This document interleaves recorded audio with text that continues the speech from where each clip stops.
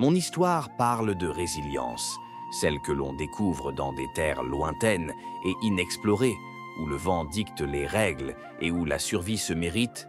Elle ne se donne pas.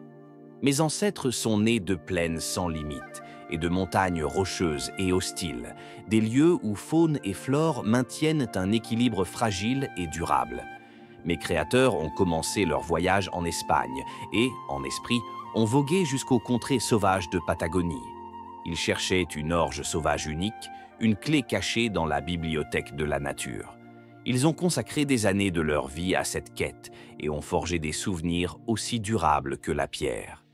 Ma mère est cette orge résiliente, une voyageuse à travers les écosystèmes, chez elle là où d'autres échouent, sur des rivages au sol touchés par la salinité, à travers des plaines étendues prises entre des chaînes de montagnes, au cœur de déserts rocheux et jusque sur les plus hauts versants, où l'oxygène se raréfie et la lumière s'intensifie. Elle ne se révèle qu'à ceux qui osent baisser les yeux en chemin, lisant la terre comme on lit une carte. Encore et encore, 4 expéditions. Mes créateurs sont revenus, inventoriant la biodiversité, identifiant, classant et rapportant en Espagne une collection vivante sans équivalent. Elle porte un nom, Ordum chilense, une orge sauvage à l'empreinte génétique singulière, un réservoir de résilience et de promesses. Mon père est le blé dur, durum, fiable, robuste, façonné par la main de l'homme et par les saisons de culture. Au terme de 25 ans d'amélioration et de sélection minutieuse, mes créateurs ont uni la vigueur du sauvage à la fiabilité du cultivé. Et me voici, enfant de l'orge et du blé.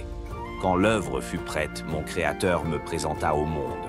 Une équipe espagnole d'experts m'ouvrit les portes du secteur alimentaire et l'héritage se poursuit, champ après champ, récolte après récolte. J'ai été accueilli par les boulangers qui ont découvert une pâte souple, un arôme chaleureux et une mie dorée qui séduit le regard avant la première bouchée. Les brasseurs m'ont adopté, explorant de nouveaux maltes et de nouvelles saveurs dans leur art. Et j'ai trouvé ma place chez les amateurs de pâtes, qui célèbrent ma couleur, ma texture et mon goût.